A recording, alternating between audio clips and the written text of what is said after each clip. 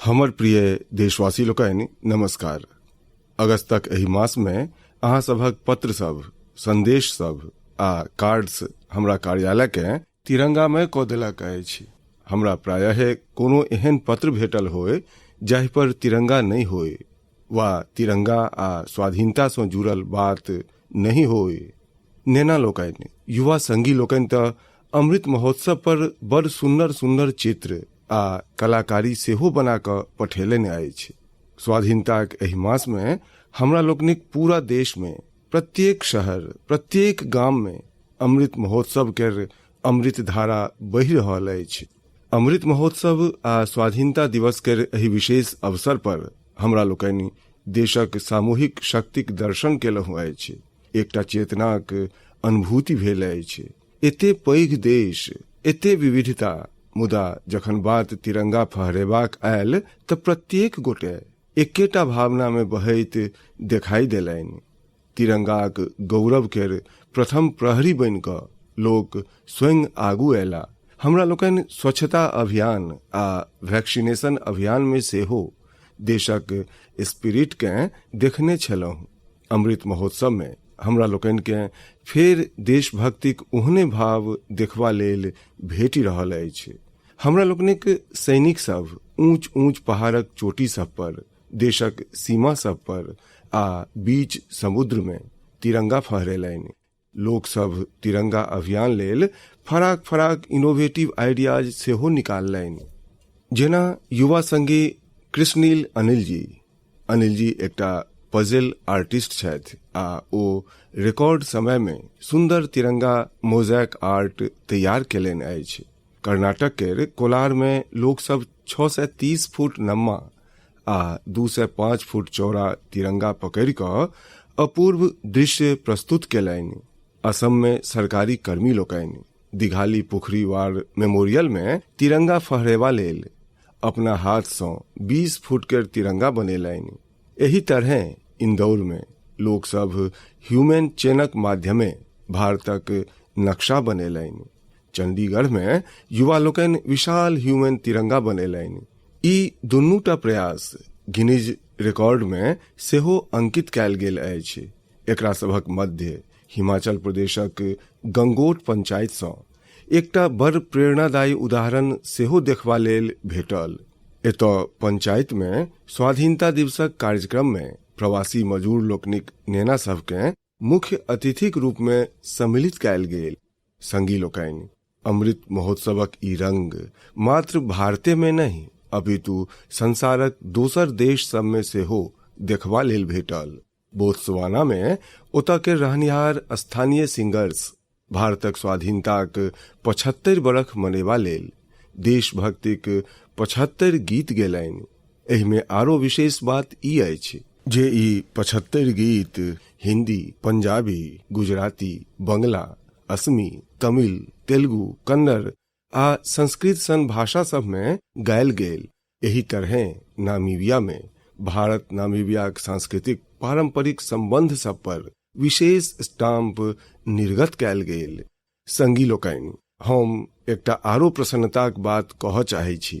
अखन किछ दिन पहिने हमरा भारत सरकारक सूचना आ प्रसारण मंत्रालय के कार्यक्रम में जेबाक अवसर भेटल। ओतऽ ओ स्वराज दूरदर्शनक सीरियल के स्क्रीनिंग रखने छला।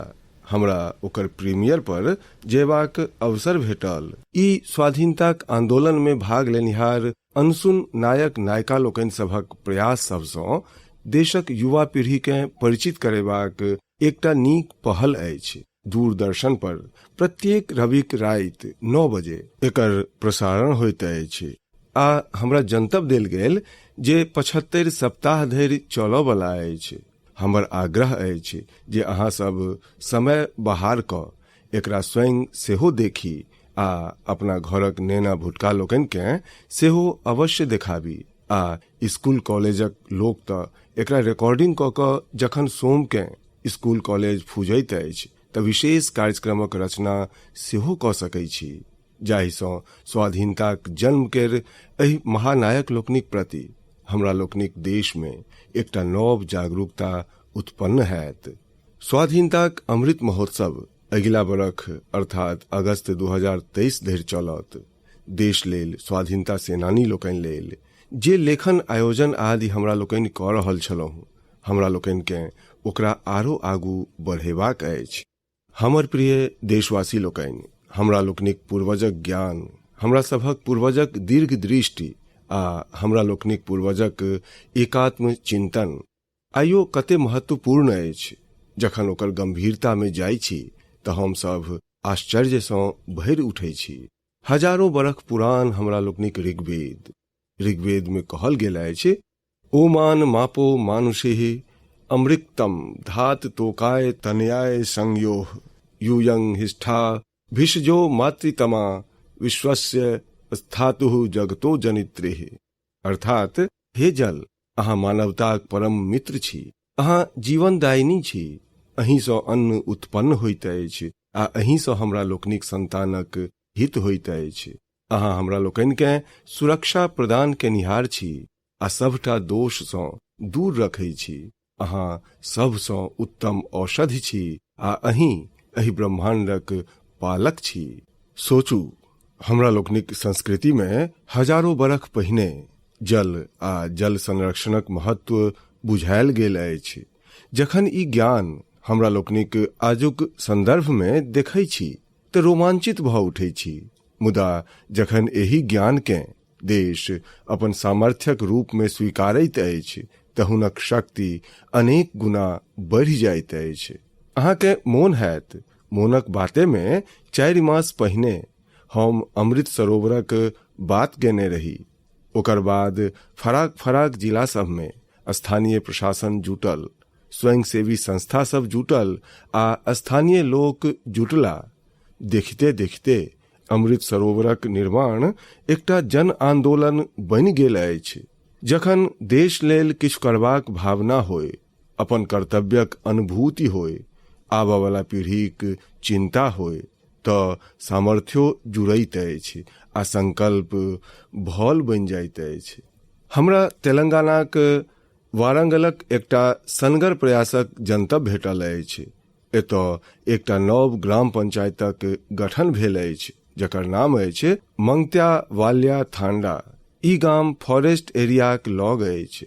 एहिठामक गामक लगे एकटा एहन स्थान छल जतऽ मानसूनक क्रम में बहुत पानि जमा भऽ जाइ छल। ग्रामीण सभक पहल पर आब एहि स्थान के अमृत सरोवर अभियानक अंतर्गत विकसित कैल जा रहल अछि। एहि बेर मानसूनक क्रम में भेल बरखा में ई सरोवर पानि सँ लबालब भरि गेल अछि। हम मध्य प्रदेशक मंडला में मोचा ग्राम पंचायत में बनल अमृत सरोवर दऽ सेहो अहाँ सबके जनतब देबऽ चाहै छी। ई अमृत सरोवर कान्हा राष्ट्रीय उद्यानक लग बनल अछि आ ई एहि इलाकाक सौंदर्य के आरो बढ़ा देलक अछि। उत्तर प्रदेशक ललितपुर में नवनिर्मित शहीद भगत सिंह अमृत सरोवर सेहो लोक सबके बड़ आकर्षित कऽ रहल अछि। एतऽ केर निवारी ग्राम पंचायत में बनल ई सरोवर 4 एकड़ में पसरल अछि। सरोवरक किनार में भेल वृक्षारोपण एकर शोभा के बढ़ा रहल अछि। सरोवरक निकट लागल 35 फुट ऊंच तिरंगा के देखबा लेल सेहो दूर दूर सँ लोक आबि रहल छथि। अमृत सरोवरक ई अभियान कर्नाटक में सेहो जोर सँ चलि रहल अछि। एतऽ केर बागलकोट जिला केर बिलकेरुर गाम में लोक सब बड़ सुंदर अमृत सरोवर बनेलनि अछि। असल में एहि क्षेत्र में पहाड़ सँ बहरायल पानिक कारणे लोक सबके बड़ कठिनता होइ छलनि। कृषक लोकनि आ हुनक जजाइत के सेहो क्षति पहुँचै छलनि। अमृत सरोवर बनेबा लेल गामक लोक सबटा पानि चैनलाइज कऽ कऽ एक दिस लऽ एला। एहि सँ क्षेत्र में बाढ़िक समस्या दूर भऽ गेल। अमृत सरोवर अभियान हमरा लोकनिक आजुक अनेक समस्याक समाधान तऽ करिते अछि, हमरा सभक आबऽ वाला पीढ़ी सब लेल सेहो ओतबे आवश्यक अछि। एहि अभियानक अंतर्गत कतेको स्थान पर पुरान जलाशय सभक सेहो कायाकल्प कैल जा रहल अछि। अमृत सरोवरक उपयोग पशु सभक प्यास मेटेबाक संगहि खेती बाड़ी लेल सेहो भऽ रहल अछि। एहि पोखरि सभक कारणे लग पासक क्षेत्र सभक ग्राउंड वाटर लेवल बढ़ल अछि। ओतहि एकर चारू कात हरितिमा सेहो बढ़ि रहल अछि। एतबे नहीं, कतेक स्थान पर लोक अमृत सरोवर में माछ पोसबाक तैयारी सब में सेहो जुटल छथि। हमर अहाँ सबसँ आ विशेष कऽ हमर युवा संगी लोकनि सँ आग्रह अछि जे अहाँ अमृत सरोवर अभियान में बढ़ि चढ़ि कऽ भाग ली आ जल संचय आ जल संरक्षण के एहि प्रयास सबके पूराक पूरा शक्ति दी, ओकरा आगू बढ़ाबी। हमर प्रिय देशवासी लोकनि, असम के बोंगाई गाम में एकटा रोचक परियोजना चलायल जा रहल अछि, प्रोजेक्ट संपूर्णा। एहि प्रोजेक्टक उद्देश्य अछि कुपोषणक विरुद्ध लड़ाई आ एहि लड़ाई के ढंगो बड़ यूनिक अछि। एकरा अंतर्गत कोनो आंगनबाड़ी केंद्रक एकटा स्वस्थ नेनाक माय एकटा कुपोषित नेनाक माय सँ प्रत्येक सप्ताह भेंट करैत छथि आ पोषण सँ संबंधित सबटा जनतब पर चर्च करैत छथि। अर्थात एकटा माय दोसर माय केर मित्र बनि हुनक सहयोग करैत छथि, हुनका शिक्षा दैत छथि। एहि प्रोजेक्टक सहयोग सँ एहि क्षेत्र में एक बरख में 90% सँ बेसी नेना में कुपोषण दूर भेल अछि। अहाँ कल्पना कऽ सकैत छी कि कुपोषण दूर करबा में गीत संगीत आ भजनक सेहो प्रयोग भऽ सकैत अछि। मध्य प्रदेशक दतिया जिला में हमर नेना अभियान, एहि हमर नेना अभियान में एकर सफलतापूर्वक प्रयोग कयल गेल। एकरा अंतर्गत जिला में भजन कीर्तन आयोजित भेल, जाहि में पोषण गुरु कहनिहार शिक्षक लोकनि के बजायल गेलनि। एकटा मटका कार्यक्रम सेहो भेल।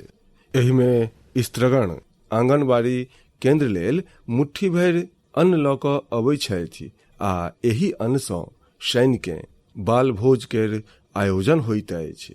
एहि सँ आंगनबाड़ी केंद्र सब में नेना लोकनिक उपस्थिति बढ़बाक संगहि कुपोषण सेहो कम भेल अछि।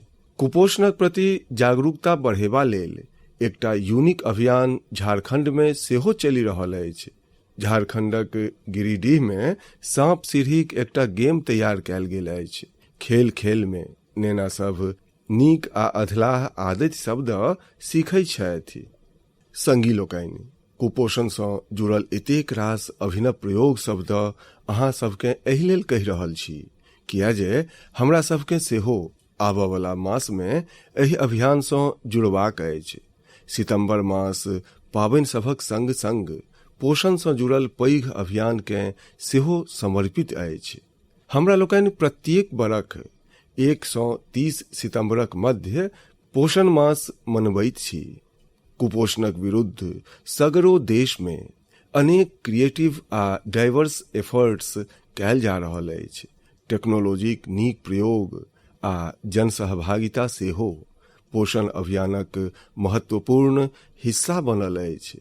देश में लाखों आंगनबाड़ी कार्यकर्ता सबके मोबाइल डिवाइसेस देवा सँ लऽ कऽ आंगनबाड़ी सेवा सभक पहुँच के मॉनिटर करबा लेल पोषण ट्रैकर सेहो लॉन्च कयल गेल अछि।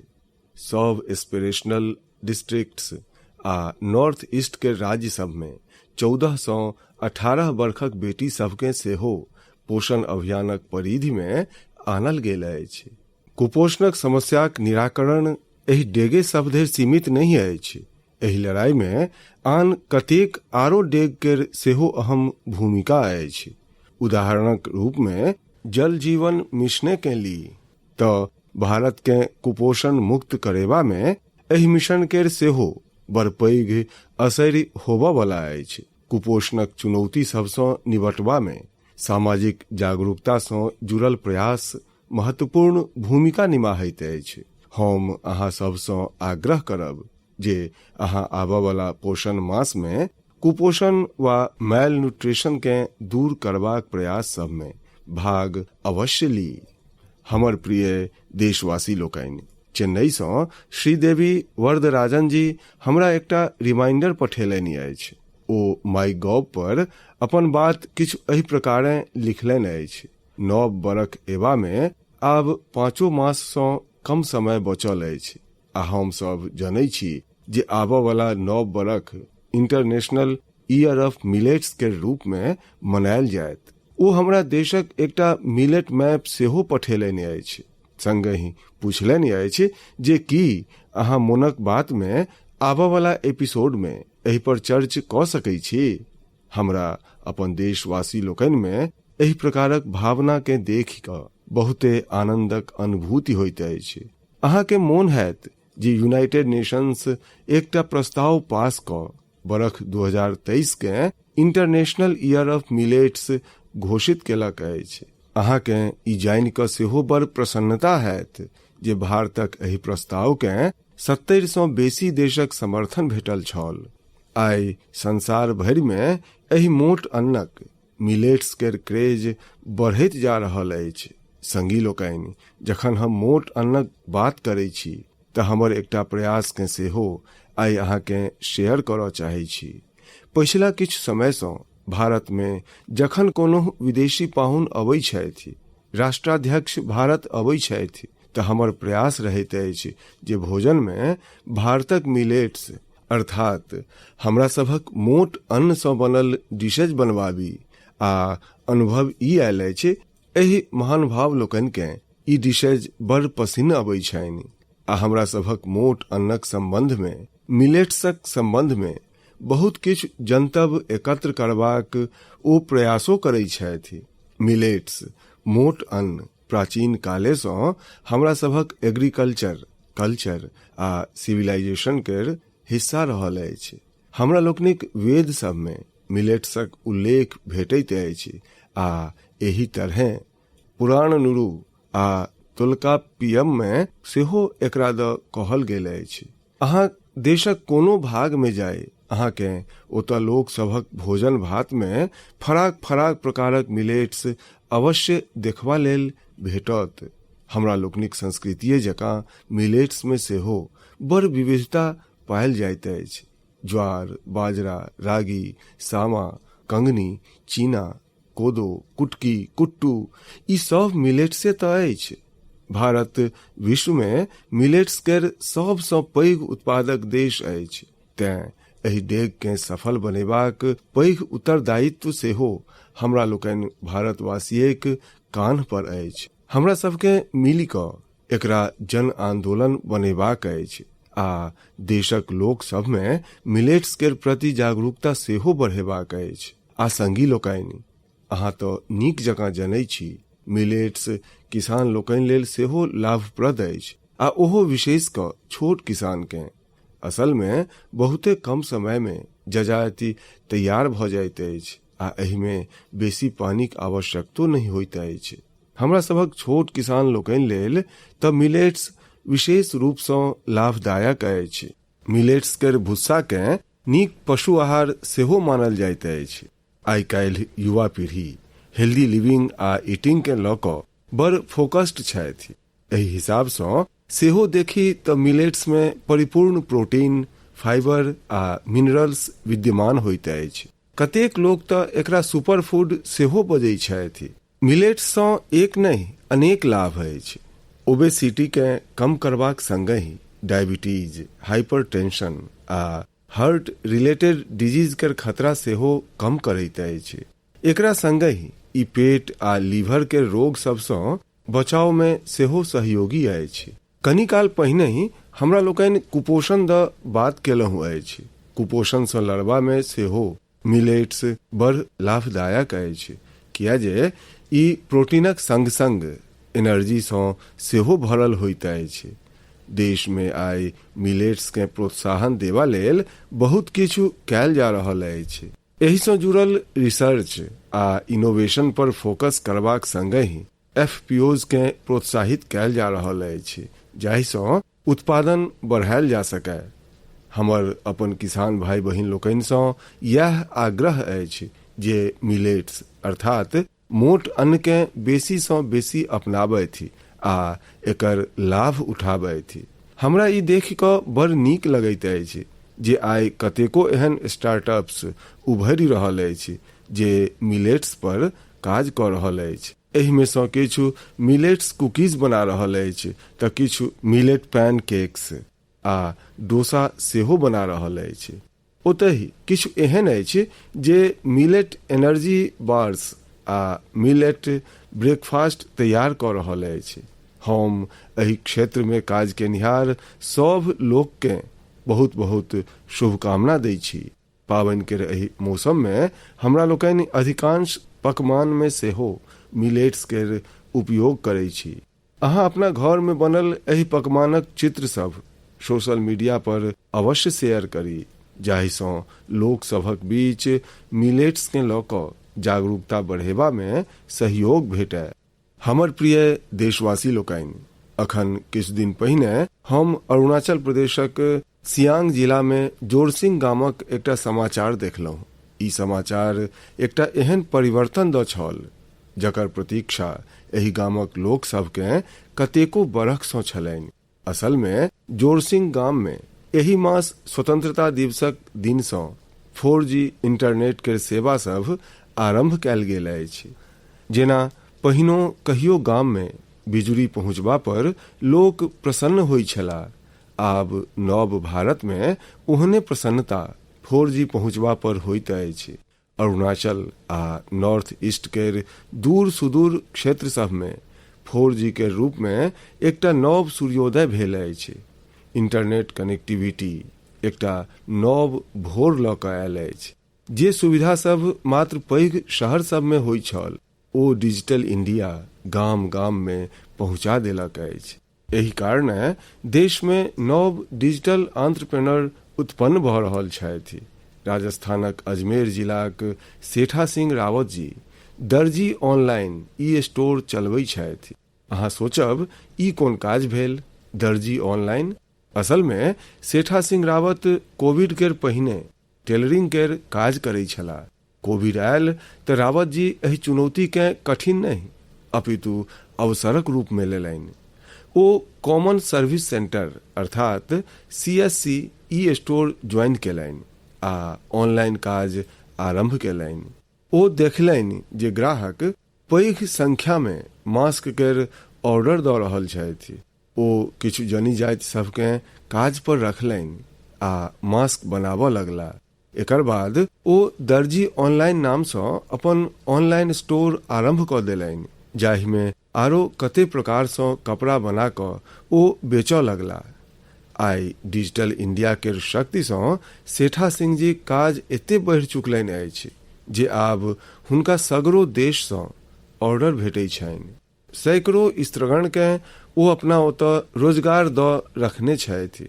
डिजिटल इंडिया यूपी के उन्नाव में रहनिहार ओम प्रकाश सिंह जी के सेहो डिजिटल एंटरप्रेन्योर बना देलकनि अछि। वो अपना गाम में 1000 सँ बेसी ब्रॉडबैंड कनेक्शन स्थापित केलनि अछि। ओम प्रकाश जी अपन कॉमन सर्विस सेंटर के लॉग पास निःशुल्क वाईफाई जोन के सेहो निर्माण केलनि अछि, जाहि सँ अभावग्रस्त लोक सभक बड़ सहयोग भऽ रहल छनि। ओम प्रकाश जी काज आब एते बढ़ि गेलनि अछि जे ओ 20 सँ बेसी लोक के नौकरी पर राखि लेलनि अछि।